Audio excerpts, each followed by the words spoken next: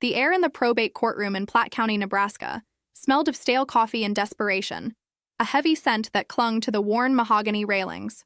Eli Reed stood rigid, his calloused hands clenched behind his back, watching his brother-in-law, Arthur Vance, transform grief into theatrical greed. Eli had just buried Clara, the only woman who had ever truly seen past his silence. And now Arthur, a lawyer from Omaha with polished shoes and a smirk that tasted like betrayal, was tearing apart the fabric of their life, the 100-acre light farm. "The will is clear, Your Honor," Arthur insisted, his voice booming, designed to intimidate the few sleepy jurors present. Clara left Eli the property, provided she died intestate regarding the farm itself, which she did not. Her verbal promise, witnessed by my sister Beatrice and myself just 2 weeks prior to her unfortunate passing, was that she intended the land, her family's legacy, to revert to her bloodline should Eli fail to verbally reaffirm his commitment to the land in a formal setting. Eli's jaw ached. This was theater, a manufactured loophole based on an obscure 1930s Nebraska law Arthur had unearthed. Eli knew the truth.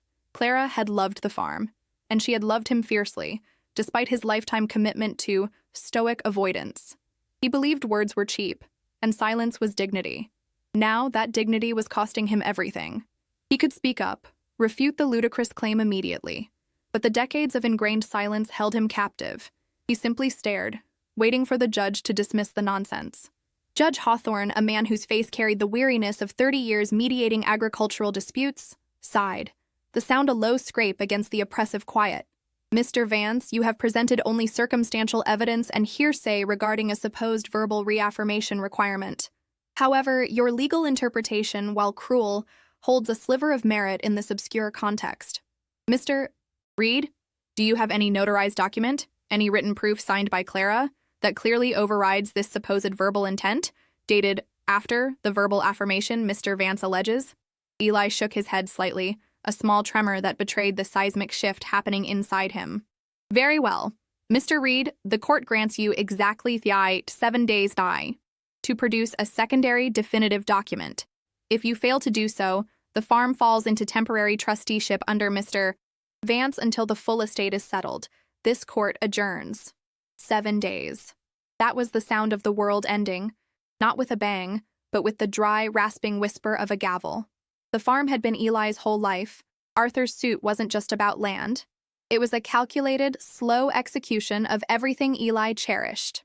Outside the courthouse, the sharp, dry wind of late autumn in Nebraska whipped dust across the street. Arthur caught up, placing a patronizing hand on Eli's shoulder. "I truly regret this, Eli, but business is business. If you had just said something, anything, in the last 5 years to Clara, confirming you plan to keep the farm running, we wouldn't be here. But you didn't. You never do." Eli stopped, his shoulders broadening slightly, a signal of internal rage that his face refused to betray. He smelled the expensive cologne Arthur wore, a scent utterly alien to the manure and hay Eli was used to. He wanted to articulate the decade of silent commitment he had poured into the fertile soil of the 100-acre light, the sweat that had soaked every fence post, the knowledge that Clara had relied on his unwavering, unspoken presence. But the familiar, paralyzing tightness seized his throat. He simply shrugged Arthur's hand off, walking away toward his mud-splattered pickup truck. The community members watching from the steps saw not a grieving husband fighting for his inheritance, but a cold man walking away, confirming Arthur's narrative that Eli was too distant to care. At the general store later that afternoon, old Mrs. Peterson, a woman who used to share coffee with Clara every Tuesday, shifted her gaze when Eli approached the register. The silence in the small United States and town was thicker than any fog. It wasn't the silence of respect, but of judgment. Eli bought flour, his knuckles white against the counter's laminate surface. He knew his reputation for quiet resolve was now being weaponized against him. His silence was being read as indifference. He now had exactly 6 days remaining to find proof that didn't require him to betray his nature and shout his love to the world. He drove back to the farm, the texture of the steering wheel rough beneath his thumb, the only consistent anchor in his suddenly turbulent world. Eli started the frantic, lonely search that evening, beginning in Clara's small, tidy study. It smelled distinctly of lavender and old dry paper. He had avoided this room since the funeral, preferring the blunt, honest work of the barn. He started with the metal file cabinets, pulling out every document related to the farm's history, checking deeds, tax assessments, and insurance policies. 5 years ago, Clara had reorganized everything, trying to impose order on the chaos inherited from her father, but Eli had never paid close attention, trusting her implicitly. Obstacle 1 struck when he found the safe deposit box key, tucked inside a worn, leather-bound book of poetry he'd never seen her read. The key meant a box existed, likely containing the definitive document Arthur claimed was missing. But the bank was an hour away, and the box required both Clara's signature registration and a second current witness. Eli knew exactly who that witness should be: Mrs. Miller, the notary public who worked across the street from the bank. However, Mrs. Miller was also Arthur's cousin. Asking Mrs. Miller for help meant explaining the bizarre conditional will to the very person Arthur trusted, exposing his legal vulnerability to the enemy. Eli gripped the rough texture of the key, his fingers trembling, a soundless vibration of stress. 4 hours passed. He stood in the middle of the room, surrounded by piles of useless, historically significant papers of the United States Agricultural Department, all meticulously dated. He knew he should call his own lawyer or reach out to Clara's distant aunt who lived upstate. But the familiar urge to manage the crisis internally, to solve it through silent, self-reliant action, his stoic avoidance, paralyzed his fingers hovering over the telephone dial. He pushed the key deep into his jeans pocket and decided he would drive to Omaha himself tomorrow and demand access to the vault, failing to realize that this was the exact, predictable step Arthur wanted him to take. 5 days remaining. The drive to Omaha was bitter, the smell of diesel mixing with the cold air rushing through the truck's rattling window. Eli arrived at the imposing, granite-faced First National Bank building exactly as it opened. The lobby air conditioning felt frigid against his face, still flushed from the long drive. He presented the key and Clara's death certificate to the branch manager, a young man in a stiff suit who consulted rapidly with the bank's legal department over the phone. "Mr. Reed, I understand this is difficult," the manager finally said, his voice a low corporate monotone. "But based on the documentation presented and the current status of the estate's contestation, we cannot allow you access without a court order or the presence of a cosigner whose name is explicitly listed on the vault contract." Eli felt a spike of frustration, his breathing becoming shallow. He looked down at his hands, grime still lodged beneath his fingernails from fixing a tractor part the day before. The manager, sensing the quiet intensity, stepped back slightly. Eli knew this was a procedural wall, one he could dismantle with a simple phone call to the small-town lawyer he trusted, Mr. Jenkins. But the thought of Jenkins demanding an explanation, forcing Eli to talk through the shame and complexity of the will, made his throat close up. His stoic avoidance was a fortress, but it was trapping him inside. He needed to surrender control and speak, but asking for help felt like admitting Arthur's narrative was right. He couldn't handle things alone. Instead, Eli remained silent, turning his back to the manager and walking out. He stopped at a small hardware store on the edge of the city, not to buy tools, but simply to feel the familiar texture of wood and metal. He needed to find a physical answer.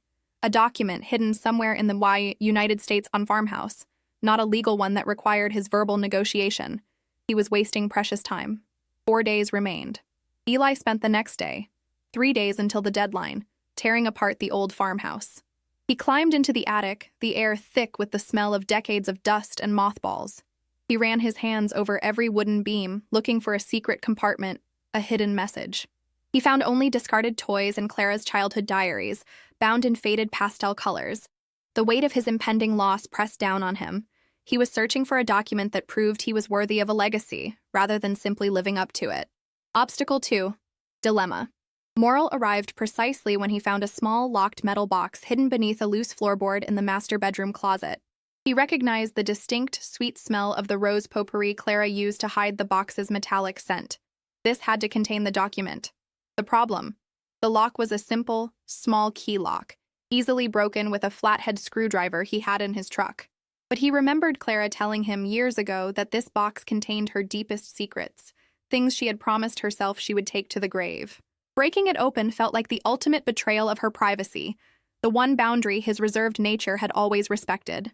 His life, his farm, depended on breaking a silent promise to his dead wife, yet his deeply ingrained respect for boundaries, a core part of his stoic avoidance, held him back. He sat cross-legged on the floorboards, the smooth, cold metal box resting in his lap.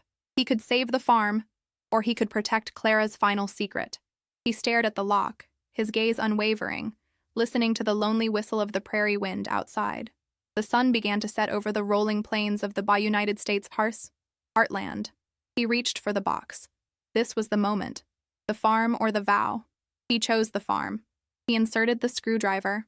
The soft click of the lock breaking felt deafening in the silence. Reversion 1. The box was empty, completely and utterly bare except for a single, small, hand-painted wooden sign. The sign, which Clara had crafted years ago, simply read, "Always know your true value, Eli." The document wasn't hidden here. The box itself was the secret, and the secret was empty. The physical proof was still missing, and he had destroyed his wife's privacy for nothing. 2 days remained. The empty box and Clara's cryptic sign hit Eli harder than the judge's gavel. The sudden realization that he had acted recklessly, driven by desperation rather than logic, caused his hands to shake visibly. He walked out to the barn, seeking the honest simplicity of manual labor, the smell of hay and old leather always a comfort. He focused on sharpening the blades of the plow, the rhythmic shink, shink of metal on stone, a brief distraction from the escalating dread. He saw the light on in the small, rarely used office attached to the barn. Beatrice, Arthur's sister, was sitting at the desk, meticulously going through old farm ledgers. Arthur had warned him they would start cataloging assets, but Eli hadn't expected this invasion so soon. Beatrice looked up, her face etched with a mix of pity and malice. She smelled strongly of cheap, overpowering perfume, a jarring presence in the earthy barn. "Arthur sent me to start the preliminary inventory, Eli," she said, her voice dripping with false sympathy. "It's terrible, this whole situation. But if you'd just spoken to Clara about these things, if you'd ever actually used your voice for anything other than ordering feed, none of this would be happening."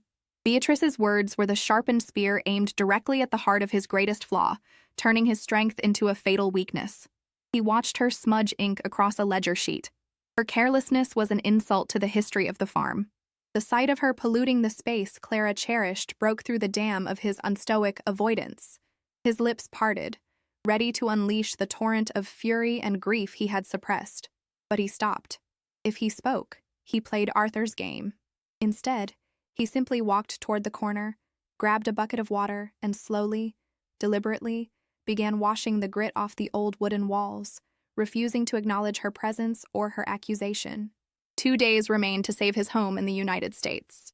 The final morning arrived with a layer of sharp frost coating the fields. Eli had only hours left. Arthur and Beatrice were due back with the court bailiff by noon. Eli had spent the entire night in the study, revisiting every discarded pile of paper, driven by a cold, desperate clarity. He was no longer looking for a will, but for a record.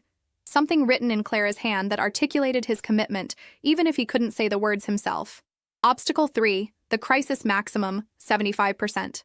Hit when he opened the last, most mundane item, a large plain photo album, usually reserved for pictures of community picnics and holidays.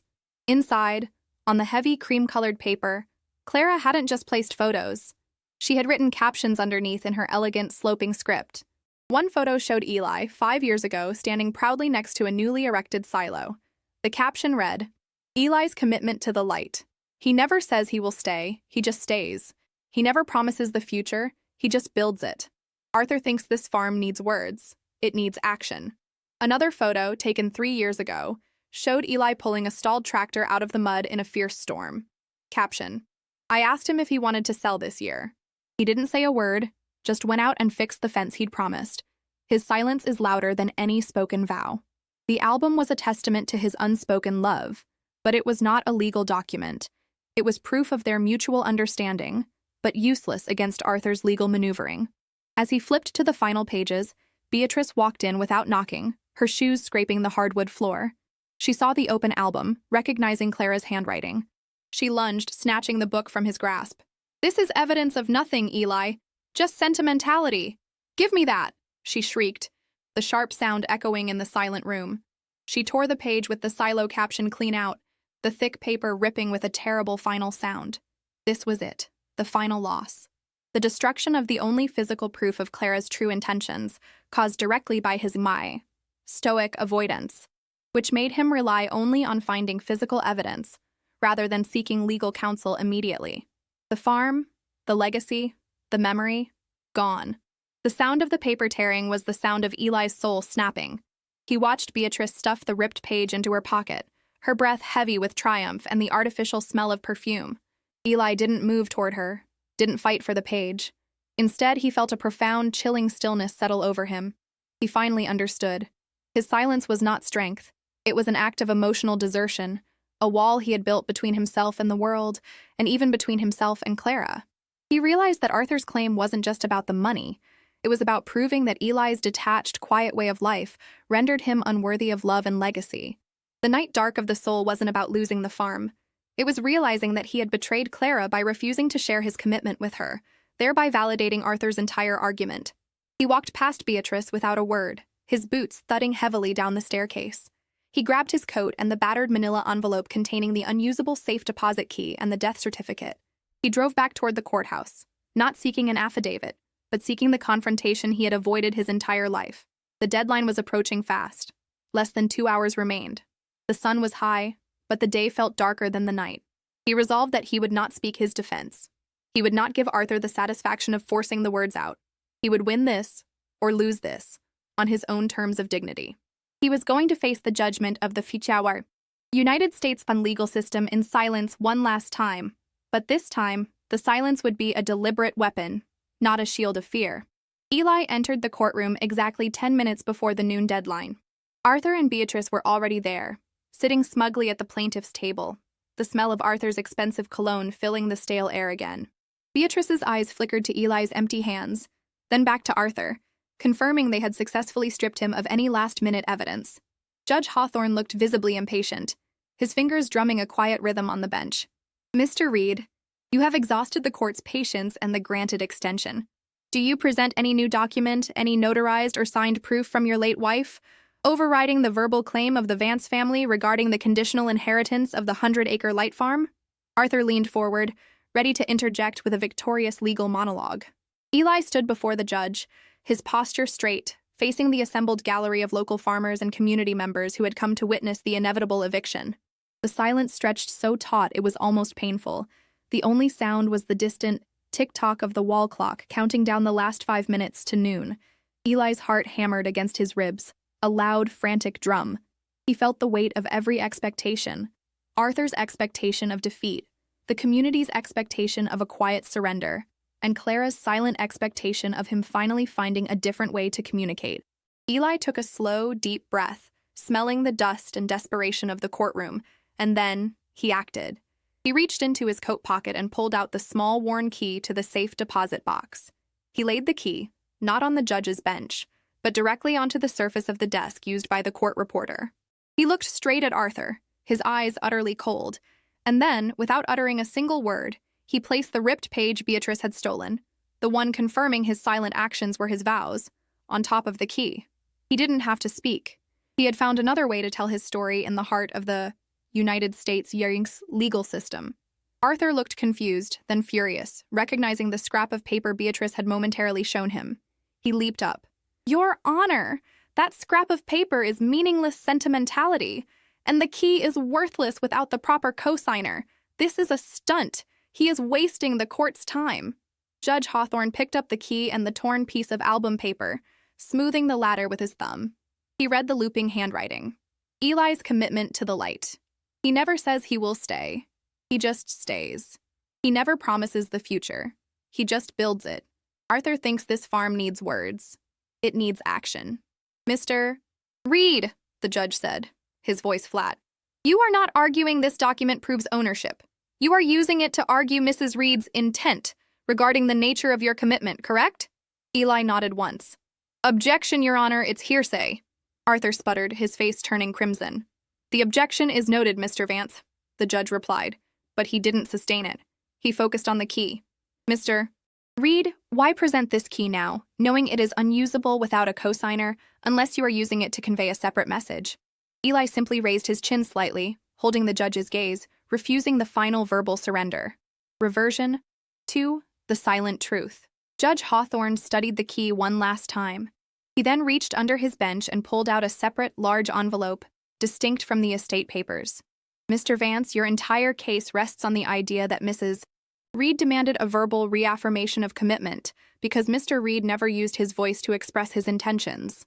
You claim he was too distant, too silent, to truly care for the farm or his wife. The judge paused, allowing the raw, dramatic silence to settle across the courtroom in the United States. 2 days before her death, Clara Reed delivered a final document to this court, under seal, to be opened only if the estate was contested based on Mr. Reed's alleged lack of verbal commitment. She preempted your entire argument. The silent man had been protected by the words of the woman who understood that his actions were his language. The judge opened the envelope. Inside was a single, notarized deed, the very document Eli had sought in the vault. But underneath it was a handwritten 3-sentence letter. My husband, Eli Reed, speaks with his hands and his sweat, not his tongue. I knew Arthur would use Eli's silence against him. The real evidence of Eli's commitment is in the bank vault, accessible only with the key, which Eli has, and the cosigner, who is me. Because I am dead, the cosigner's signature must be officially dispensed with by court order, making the document immediately available to Eli upon presenting the key, thereby nullifying the need for any verbal reaffirmation. He spoke those words before everyone. By building my farm. Arthur Vance's mouth opened and closed soundlessly, his face going pale as plaster.